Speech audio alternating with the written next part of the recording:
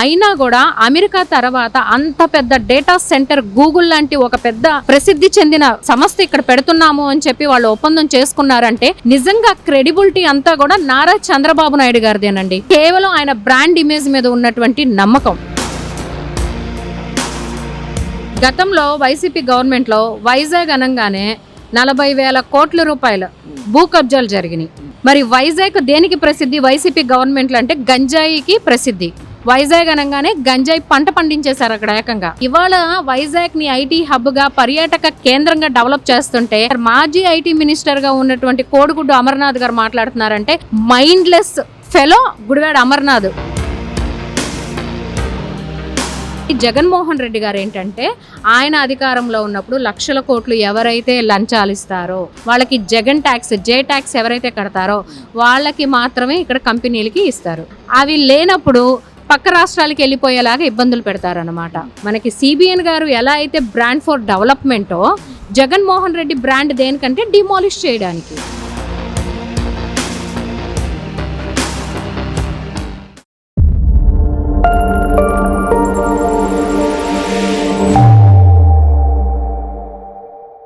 వినలా గారు 5 సంవత్సరాల వైఎస్ఆర్సీపీ ప్రభుత్వంలో చెప్పుకోదగ్గ ఏ పెట్టుబడిని చెప్పుకోదగ్గ ఏ పరిశ్రమను తీసుకురాని వైఎస్ఆర్సీపీ ప్రభుత్వం నారా లోకేష్ గారు 14 ఏళ్ల కష్టంతో ఈ రోజు విశాఖకు గూగుల్ డేటా సెంటర్ను తీసుకొస్తే దానివల్ల ఎవరికి అవసరం, దానివల్ల ఎవరికి ఉపాధి అని చెప్పి మాజీ ఐటీ శాఖ మంత్రి గుడివాడ అమర్నాథ్తో పాటు ఎంతో మంది వైఎస్ఆర్సీపీ నాయకులు దేశంలో ఏ రాష్ట్రానికి చెందినటువంటి అదృష్టం ఆంధ్రప్రదేశ్కు దక్కితే దాన్ని జీర్ణించుకోలేక దీనిపైన కూడా కామెంట్ చేసేటువంటి పరిస్థితికి వైఎస్ఆర్సీపీ పార్టీ వచ్చినటువంటి పరిస్థితి ఏంటి? నిజంగానే వైఎస్ఆర్సీపీ ఆరోపిస్తున్నట్లుగా గూగుల్ డేటా సెంటర్ వల్ల ఆంధ్రప్రదేశ్కి ఎలాంటి ఉపయోగం లేదు, కేవలం స్వయం లాభం అన్నట్లుగా మాట్లాడుతూ ఉన్నారు. నిజమేనా అది? ముందుగా అందరికీ నమస్కారం అండి. అంటే నేను మీ ఛానల్ ద్వారా మన రాష్ట్ర ముఖ్యమంత్రి వర్యులు నారా చంద్రబాబు నాయుడు గారికి, ఐటీ శాఖ మంత్రి వర్యులు అయినటువంటి యువనేత నారా లోకేష్ గారికి ఆంధ్రప్రదేశ్ ప్రజలందరి తరపున అలానే ఆంధ్రప్రదేశ్ తల్లిదండ్రుల తరపున నిజంగా వాళ్ళిద్దరికీ ప్రత్యేకమైనటువంటి ధన్యవాదాలు తెలియజేసుకుంటున్నాము. ఎందుకంటే గడిచిన 5 ఏళ్లలో కూడా ఎక్కడ చూసుకున్న ఆంధ్రప్రదేశ్ లో అభివృద్ధి నమూనా అనేది మనం ఎక్కడ చూడలేదు. చూడకపోగా 2014 నుంచి 19 వరకు అప్పుడు ఉన్నటువంటి టీడీపీ గవర్నమెంట్ లో చంద్రబాబు నాయుడు గారు నవ్యాంధ్రప్రదేశ్, ఎటువంటి ఇన్ఫ్రాస్ట్రక్చర్ లేదు మన ఆంధ్రప్రదేశ్ కి క్యాపిటల్ అనేది కూడా లేనటువంటి టైంలో కూడా చంద్రబాబు నాయుడు గారి మీద ఆయన బ్రాండ్ ఇమేజ్ మీద ఉన్నటువంటి నమ్మకంతో టాప్ కంపెనీస్ అన్ని ఒక దాదాపు 53 కంపెనీస్ తో మనం MOU కుదుర్చుకున్నాము.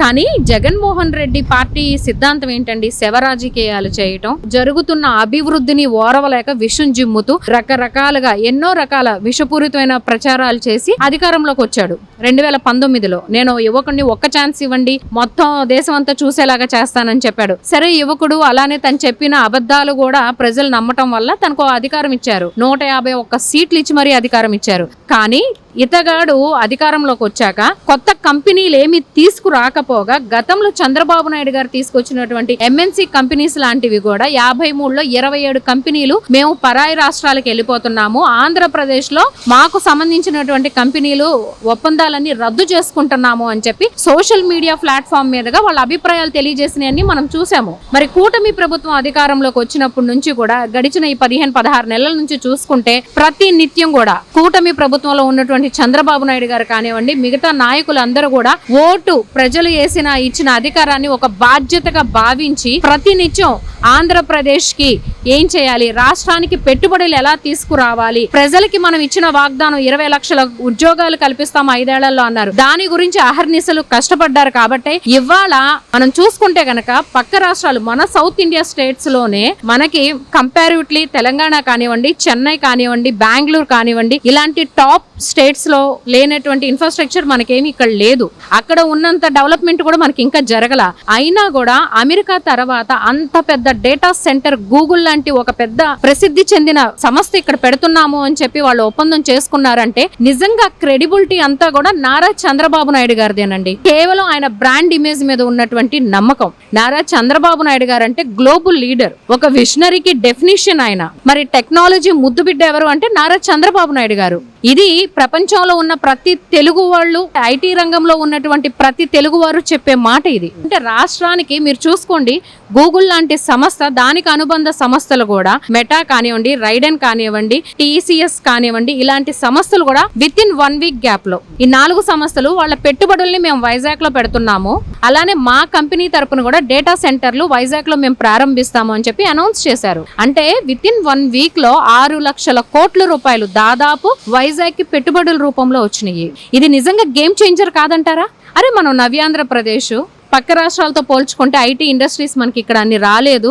ఈవెన్ దో మనకి అంత పెద్ద సంస్థ ఇక్కడ డేటా సెంటర్లు హబ్ గా మారుస్తున్నాయి. ఏ హబ్ గా ఆంధ్రప్రదేశ్ వైజాగ్ సిటీని తీర్చిదిద్దే ప్రణాళికలు జరుగుతున్నాయి అంటే కేవలం దాని వెనకమాల చంద్రబాబు నాయుడు గారి క్రెడిబిలిటీ, నారా లోకేష్ గారి కృషి, ఈ రెండు మనకు కనిపిస్తున్నాయి అక్కడ. ఇలాంటి టైంలో వాళ్ళు చేయలేని అభివృద్ధి కూటమి ప్రభుత్వం చేస్తుంటే నిత్యం విషయం చెమ్మటమే కదండి, ఫేక్ ప్రచారాలు, డైవర్షన్ పాలిటిక్స్, ఈ రెండు బేస్మెంట్స్ అన్నమాట. వాళ్ళ పార్టీ వైసీపీ పార్టీ లైన్ ఏంటంటే రాజకీయాలు చేస్తారు, ఒకటి ఫేక్ స్టేట్మెంట్స్ ఇస్తారు, జరుగుతున్న అభివృద్ధి మీద విషం జిమ్ముతారు, అమ్మ అన్నం పెట్టదు అడుక్కోనివ్వదు అన్నట్టుగా. వాళ్ళు చేయలేరు, ప్రజలు అవకాశం ఇచ్చారు, వాళ్ళు చేయలేకపోయారు. ఇవాళ ప్రజలు కూటమి ప్రభుత్వానికి అవకాశం ఇస్తే విషం జిమ్ముతున్నారు. కూటమి ప్రభుత్వం అధికారంలోకి వచ్చినప్పటి నుంచి ప్రతినిత్యం ప్రజల్లోకి ఒక ఫేక్ ప్రచారం. ఉదాహరణకి చిత్తూరులో వాగులోకి నీళ్లు వస్తే ఊరు మునిగిపోయిందని చెప్పారు. తిరుపతి గోశాల్లో 100 గోవులు మరణించాయని చెప్పి విష ప్రచారం చేశారు. నిజ నిర్ధారణకు రమ్మంటే రాలేకపోయారు వీళ్ళు. అలా ఉంటుందన్నమాట వీళ్ళు చేసే ప్రచారాలన్నీ కూడా. కాబట్టి దానిలో భాగంగానే ఇవాళ గూగుల్ వ్యవస్థ మీద, ఆ సంస్థ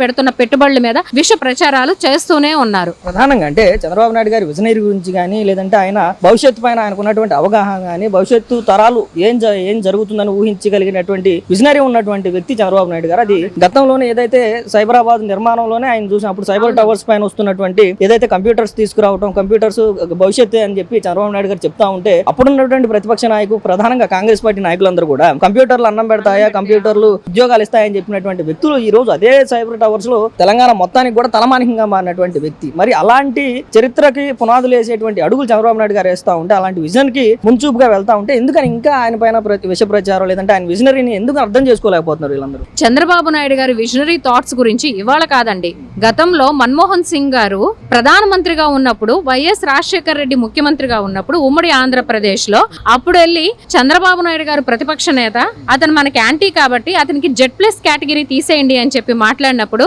ప్రధానమంత్రి గారు మాట్లాడిన విషయం ఏంటంటే, చంద్రబాబు నాయుడు గారిని ఒక ప్రతిపక్ష నేతగా చూడకండి, ఆయన మన ఇండియాకు ఒక ఎసెట్. అలానే ఇండియా టుడే ఆర్టికల్ కూడా what Babu thinks today India thinks tomorrow అని చెప్పి 10 సంవత్సరాల క్రితమే ఉమ్మడి ఆంధ్రప్రదేశ్ ఉన్నప్పుడే ఒక ఆర్టికల్ రిలీజ్ అయింది ఇండియా టుడేలో. అది ఆయన విజనరీ, అది ఆయన థాట్స్. అంటే 1998లో మైక్రోసాఫ్ట్ అని తీసుకొచ్చారు. అంటే అప్పుడు కూడా చూసుకోండి, ఆ మైక్రోసాఫ్ట్ వ్యవస్థ, వీళ్ళందరూ ఏం మాట్లాడుతున్నారు, ఇది డేటా సెంటర్, ఇది ఓన్లీ డెవలప్మెంట్ అయితే కాదు, ఇది డేటా సెంటర్ మాత్రమే అని చెప్పి, దీనివల్ల ఉద్యోగాలు రావని చెప్పి మాట్లాడుతున్నారు వైసీపీ వాళ్ళు. 98లో చూసుకుంటే మైక్రోసాఫ్ట్ వచ్చినప్పుడు, ఇవాళ మైక్రోసాఫ్ట్ లో ఉన్నది కూడా మహా అయితే ఒక 5,000 నుంచి 10,000 మంది ఎంప్లాయీసే ఉంటారు, బిలో 10,000 ఎంప్లాయీసే ఉంటారు. కానీ మైక్రోసాఫ్ట్ అనే ఒక దిగ్గజ కంపెనీ ఆ రోజు హైదరాబాద్ కి రావడం వల్ల ఎకో సిస్టమ్ డెవలప్ అయింది, చైన్ లింక్ ప్రాసెస్ డెవలప్ అయింది. ఇవాళ అదే హైదరాబాద్ లో దాదాపు 5 లక్షల మంది ఐటీ ఎంప్లాయీస్ గా వర్క్ చేస్తున్నారు. ప్రత్యక్షంగా, పరోక్షంగా మరో 10 లక్షల మంది అక్కడ ఎంప్లాయ్మెంట్ చేస్తున్నారండి.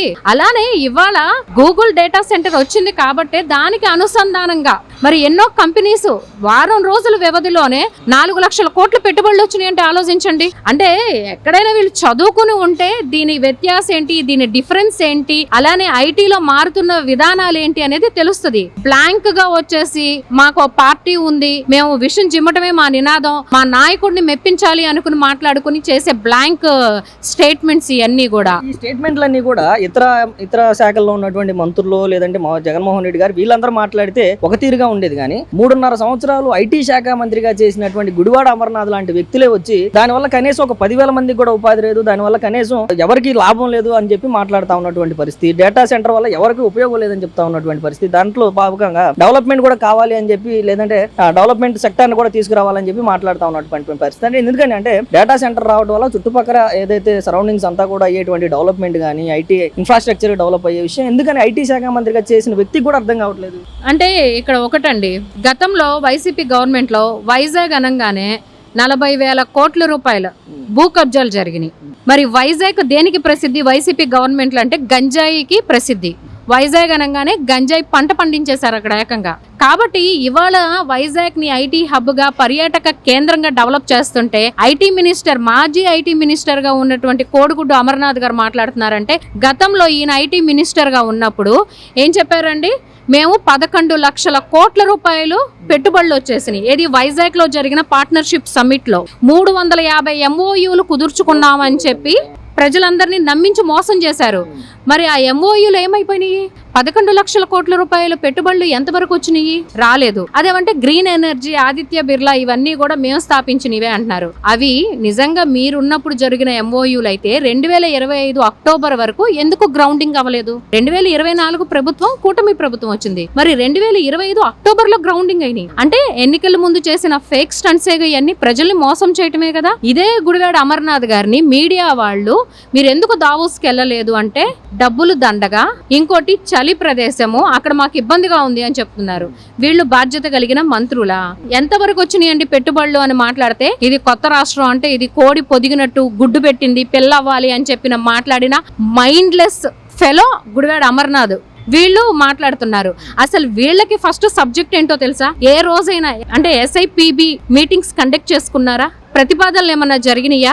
ఏమీ లేదు. వీటన్నిటితో పాటుగా అంటే గుడివాడ అమర్నాథ్ గారు గూగుల్ లాంటి దిగ్గజ కంపెనీ పైన కామెంట్ చేసేటువంటి వ్యక్తి, గతంలో రాష్ట్ర అభివృద్ధి కోసం మాట్లాడండి అని చెప్పి ఒక మంత్రిగా అసెంబ్లీకి పంపిస్తే అల్లం పేస్టులకు సంబంధించినటువంటి MOUలు, లేదంటే అప్పడాలకు సంబంధించినటువంటి MOUలు, బిర్యానీ మసాలాలకు సంబంధించిన MOUలు అంటూ మాట్లాడిన వ్యక్తికి ఈరోజు గూగుల్ లేదంటే TCS వీటి గురించి మాట్లాడే అర్హత ఉందంటారా? చెప్పట్లేదండి. మనం చేసుకున్న దౌర్భాగ్యం ఏంటంటే, ది మోస్ట్ క్రిమినల్ కేసులు ఉన్న వ్యక్తిని గతంలో మనం ముఖ్యమంత్రిని చేశాము. సివిల్ సప్లై మినిస్టరు తన సబ్జెక్టు మీద కొడాలని ఏ రోజు మాట్లాడలా.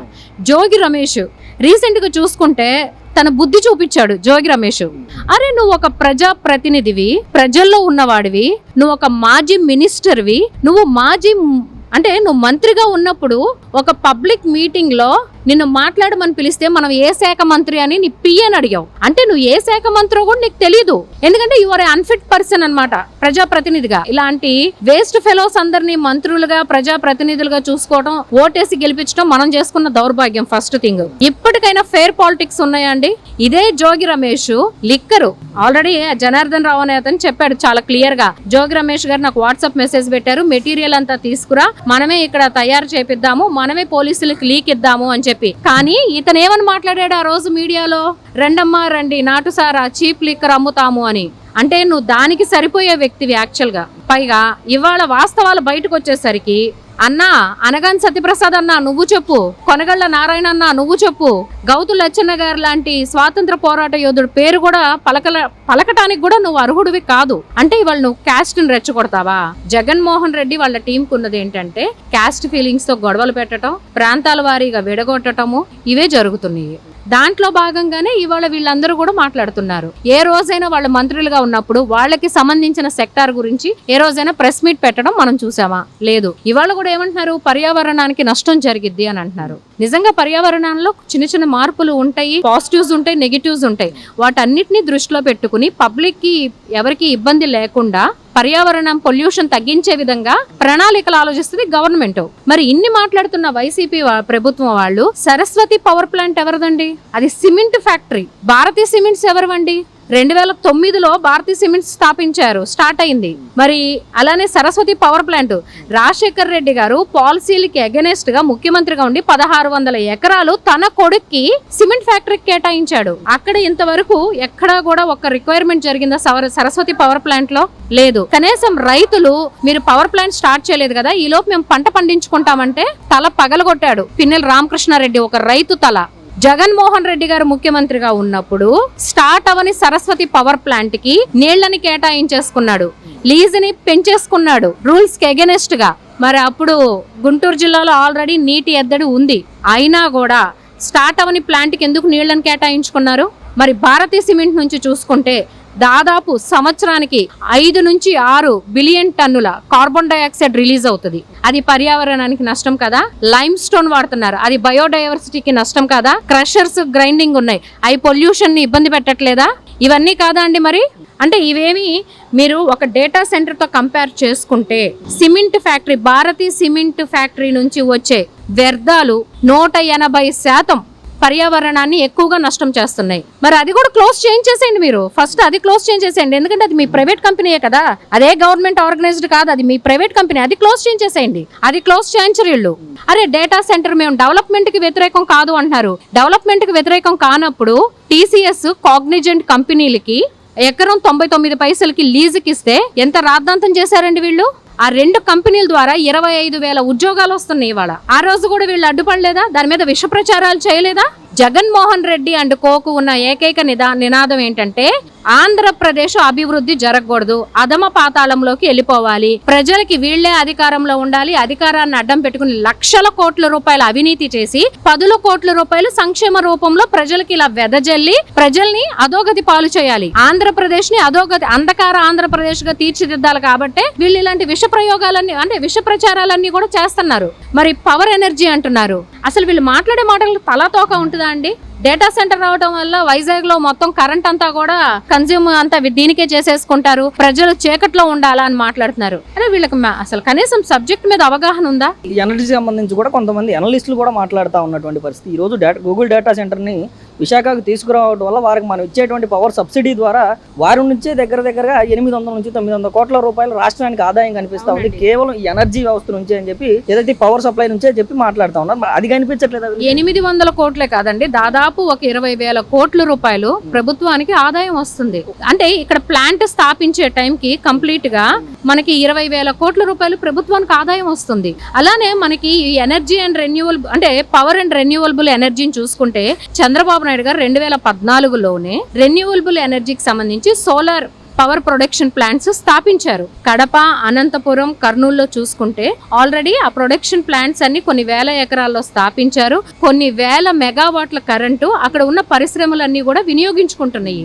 ఇది వాళ్ళకి ఐడియాలో లేదు. ఎందుకు వైజాగ్ లోనే పెట్టారు? గూగుల్ సంబంధించినటువంటి ఎవరైతే లోకేష్ గారితో చంద్రబాబు నాయుడు గారితో మీటింగ్ లో ఉన్నారో ఆ వ్యక్తి కూడా చెప్పడం జరిగింది, మేము సోలార్ ఎనర్జీని రెన్యూవబుల్ ఎనర్జీని వాడుకుంటామని చెప్పి కూడా మాట్లాడినట్టు. అవును, అంటే ఇక్కడ వాస్తవాలు వాళ్ళు ప్రజల్లోకి తీసుకెళ్లారు కదండి. అసెంబ్లీకి వచ్చి చర్చలో కూర్చోరు కాబట్టి, అలానే అన్ని మీడియాలని పిలవరు ప్రెస్ మీట్ కి, సెలెక్టెడ్ మీడియా, ఎడిటింగ్ ఉండాలి. అలానే ప్రజలకి ఆ సాక్షి అని ఒక అసాక్షి పత్రిక ద్వారా ప్రజల్లోకి విషయం నింపాలి. నిజంగా మీకు ప్రజల పట్ల చిత్తశుద్ధి ఉంటే, మీకు అనుమానాలు ఉంటే మీరు చర్చకి రండి, ఓపెన్ డిబేట్ కి రండి, మాట్లాడదాము. తప్పలేదు కదా. రారు, అసెంబ్లీలోకి రారు, కానీ ఏదో ఒక ఫేక్ స్టేట్మెంట్స్ ఇస్తూ ఉంటారు. అరే వైజాగే ఎందుకు అని మాట్లాడుతున్నారు. వైజాగ్ లో ఎందుకు డేటా సెంటర్స్ పెడుతున్నాం మనం? మంచినీళ్ళ ఎద్దడి వచ్చేస్తుంది అంటారు, పవర్ అంతా ఇబ్బంది అవుతుంది అని అంటున్నారు. గవర్నమెంట్ ఎన్ని ప్రణాళికలు దృష్టిలో పెట్టుకుంది. మెయిన్ గా మనం వైజాగ్ ని ఐటీ హబ్ గా తీర్చిదిద్దటంలో ఉండాలి. అలానే Google AI hub data centre ఎందుకు వస్తుంది అంటే వాళ్ళకు ఉన్నటువంటి ఏంటండి, మనకి కోస్టల్ స్టేషన్స్ కావాలి, అంటే కోస్టల్ లొకేషన్స్ కనెక్టివిటీ కావాలి. అక్కడ ఆల్రెడీ విశాఖపట్నం తీర ప్రాంత నగరం, దానివల్ల ఏంటి అండర్ సీ కేబుల్ స్టేషన్స్ అన్ని కూడా ల్యాండింగ్ కి సులభంగా ఉంటుంది మనకి కనెక్టివిటీ. దీనివల్ల ఏంటి, అండర్ గ్రౌండ్ కేబుల్ ద్వారా మనకి 12 దేశాలకి కేబుల్ సప్లై చేయగలుగుతున్నాం మనము. ఇవేమీ వాళ్ళకి తెలియదు. మరి నెక్స్ట్ వచ్చేసి మనకి పవర్, ఇందాక మనం మాట్లాడుకున్నట్టుగా పవర్ అండ్ ఎనర్జీ రెన్యూవబుల్, ఇది కూడా ఆల్రెడీ మనకి కడప, కర్నూలు, చిత్తూరులో చూసుకుంటే కనుక ఆల్రెడీ మనకి ప్లాంట్స్ సోలార్ పవర్ ప్రొడక్షన్ ఉంది. మనకి పాలసీ ఇన్సెంటివ్స్, ఈ పాలసీ ఇన్సెంటివ్స్ లో చూసుకుంటే ఏపీ డేటా సెంటర్ కి సంబంధించి చంద్రబాబు నాయుడు గారు మరి కేంద్రంతో 2024లోనే వాళ్ళకి భారీ ట్యాక్స్ బెనిఫిట్స్ తో పాటు ల్యాండ్ అలాట్మెంట్ చేస్తున్నారు. అలానే ఎస్ఏపిబి కండక్ట్ చేసి వెంటనే వాళ్ళకి కావాల్సిన పర్మిషన్స్ అన్ని ఇప్పించడం, ఇవన్నీ ఏంటంటే మనకి కంపెనీస్ రావడానికి ప్లస్ పాయింట్స్. ఇవన్నీ కూడా మనం రీసెంట్ గా చూసుకుంటే బెంగళూరులో ఇవన్నీ ఇవ్వలేదనే కదా వాళ్ళు అక్కడ నుంచి వాళ్ళు వద్దనుకున్నారు. అలానే చంద్రబాబు నాయుడు గారు ఒక పని అనుకుంటే అది అయ్యే వరకు ఆయన నిద్రపోరు, ఇంకొకరిని నిద్రపోనివ్వరు. రాష్ట్రానికి జరుగుతున్నటువంటి అభివృద్ధి, లేదంటే రాష్ట్ర ప్రయోజనాలు, రాజకీయాలు ఇవన్నీ పక్కన పెడితే భారతదేశం లాంటి ఒక దిగ్గజ దేశంలో ఇటు బెంగళూరు కానీ, ఇటు హైదరాబాద్ కానీ, లేదంటే అనేక రకాలైనటువంటి వెల్ డెవలప్డ్ సిటీస్ ఎన్ని ఉన్నప్పటికీ వీటన్నిటిని కాదు అని చెప్పి ఆంధ్రప్రదేశ్కి ప్రధానంగా విశాఖకు వస్తూ ఉంటే ఒక రాష్ట్ర అభిమానంతోనైనా దాన్ని స్వాగతించాల్సినటువంటి ఈ నాయకులు ఇంకా ఎందుకు వ్యతిరేకిస్తూ ఉన్నారు? అంటే ఏ రాష్ట్రంలో లేని దౌర్భాగ్యం ఆంధ్రప్రదేశ్లో వైసీపీ రూపంలో ఉందండి. మనకి ఏ రాష్ట్రంలో అయినా ప్రతినిధులు ఉంటారు, అధికార పక్షాలు ఉంటాయి, ప్రతిపక్షాలు ఉంటాయి, విధి విధానాల మీద, పాలసీ మేకింగ్ మీద చర్చలు జరుగుతాయి, విభేదాలు ఉంటాయి. కానీ ఏ రాష్ట్రం అయినా కూడా, మీరు ఏ రాష్ట్రం కూడా తీసుకోండి, ఒక ఆంధ్రప్రదేశ్ని పక్కన పెడితే అభివృద్ధిని స్వాగతిస్తారు వాళ్ళు. అలానే ఒక పార్టీ ఉన్నప్పుడు అభివృద్ధి నమూనాలు వస్తే ఇంకో పార్టీ మారినప్పుడు గవర్నమెంట్లోకి వాటి జోలికి వెళ్లకుండా అభివృద్ధిని వాళ్ళు సపోర్ట్ చేస్తూ ఉంటారు. కానీ జగన్మోహన్ రెడ్డి గారు ఏంటంటే, ఆయన అధికారంలో ఉన్నప్పుడు లక్షల కోట్లు ఎవరైతే లంచాలు ఇస్తారో వాళ్ళకి జగన్ ట్యాక్స్, జే ట్యాక్స్ ఎవరైతే కడతారో వాళ్ళకి మాత్రమే ఇక్కడ కంపెనీలకి ఇస్తారు. అవి లేనప్పుడు పక్క రాష్ట్రాలకి వెళ్ళిపోయేలాగా ఇబ్బందులు పెడతారన్నమాట. ఇది ఒకటి. ఆంధ్రప్రదేశ్లో ఉన్నటువంటి దౌర్భాగ్యం ఏంటంటే, ఆ రోజున సకల శాఖ మంత్రి సజ్జలా గారు ఏం మాట్లాడారు, మేమే దండం పెట్టి అమర్ రాజా పర్యావరణాన్ని ఇబ్బంది పెట్టింది కాబట్టి పంపించేశామంటున్నారు. మరి పక్క రాష్ట్రంలో అప్పుడు కేటీఆర్ గారు ఐటీ మినిస్టర్, ఆయన అదే దండం పెట్టి స్వాగతించి మా రాష్ట్రంలో పెట్టండి, దానివల్ల ప్రత్యక్షంగా పరోక్షంగా ఒక 20,000 మందికి ఎంప్లాయ్మెంట్ మాకు వస్తుంది ఇక్కడ అని చెప్పారు. అంటే వీళ్ళకి ఎక్కడ కమిట్మెంట్ ఉంది? డెవలప్మెంట్ అనే నినాదం ఉందా? సింపుల్ థింగ్ అండి, జగన్మోహన్ రెడ్డి గారు is a brand for demolish. మనకి సిబిఎన్ గారు ఎలా అయితే బ్రాండ్ ఫర్ డెవలప్మెంటో, జగన్మోహన్ రెడ్డి బ్రాండ్ దేనికంటే డిమాలిష్ చేయడానికి. గత 5 ఏళ్ళు అదే కదా వాళ్ళు చేసింది. అసలు నిజంగా ఇవాళ గూగుల్ హబ్ డేటా సెంటరు మన ఆంధ్రప్రదేశ్లో వైజాగ్కి రావటం అంటే ఇది నిజంగా ఒక పెద్ద అచీవ్మెంట్ అండి. ఇది స్టేట్కే కాదు, దేశం మొత్తానికి కూడా ఇది ఒక సెన్సేషనల్ న్యూస్. అమెరికా తర్వాత గూగుల్ సంస్థ ప్రపంచంలో ఇన్ని దేశాలు ఉన్నా కూడా, మన దేశంలో అభివృద్ధి చెందిన రాష్ట్రాలు ఉన్నా కూడా ఐటీ పరంగా ఎటువంటి ఇది లేకుండా ఇప్పుడిప్పుడే మనం అడుగులేస్తున్నా కూడా కేవలం చంద్రబాబు నాయుడు గారి మీద ఉన్నటువంటి నమ్మకంతో, ఆయన అనుభవం, విజనరీ, అలానే ఇక్కడ నారా లోకేష్ గారి సంకల్పం, పట్టుదల, ఆయన స్టాన్ఫోర్డ్ యూనివర్సిటీలో చదువుకున్న స్టాండర్డ్స్, అలానే ఆయన వరల్డ్ బ్యాంక్లో చేసినటువంటి పని, ఆ స్కిల్స్ ద్వారా ఆయన WEF ఫరంలో గ్లోబల్ ఇన్వెస్టర్స్ అందరితో ఆయన జరిపిన సంప్రదింపులు ఫలించాయి కాబట్టే ఇవాళ గూగుల్ లాంటి అతి పెద్ద సంస్థ ఇక్కడికి రావడం జరిగింది. ఇదంతా కాయిన్కి ఒక సైడ్ మాత్రం వైసీపీ చూపిస్తా ఉన్నటువంటి పరిస్థితి. రెండవ సైడ్ కూడా వాళ్ళకి ప్రోగానే చూపించుకుంటూ వాళ్ళకి మద్దతుగానే అసలు వీటికి సంబంధించినటువంటి MOUలు మేము అధికారంలో ఉన్నప్పుడే చేసామని చెప్పి గుడివాడ అమర్నాథ్ మాట్లాడుతూ ఉన్నటువంటి పరిస్థితి. ఆ రోజు అదానికి సంబంధించినటువంటి వాళ్ళతో ఇదైతే ఉమ్మడి MOUలు జరుగుతున్నటువంటి సందర్భంలో ఓన్లీ డేటా సెంటర్ అయితే మాకు వద్దు, దానికి సంబంధించినటువంటి డెవలప్మెంట్ సెంటర్ కూడా మాకు కావాలి అని చెప్పి మేము ఆ రోజే అప్పీల్ చేసాము అని సంబంధించి మేమే తీసుకొచ్చాం దీన్ని MOU అని చెప్పి మాట్లాడుతూ ఉన్నటువంటి పరిస్థితి. ఒకవేళ వాళ్ళే MOU చేసుకుని ఉంటే ఈ రోజు ఎందుకు వ్యతిరేకిస్తా ఉన్నారు? ఆ రోజు MOU మీరు ఆ వీడియో కూడా చూసుంటారు.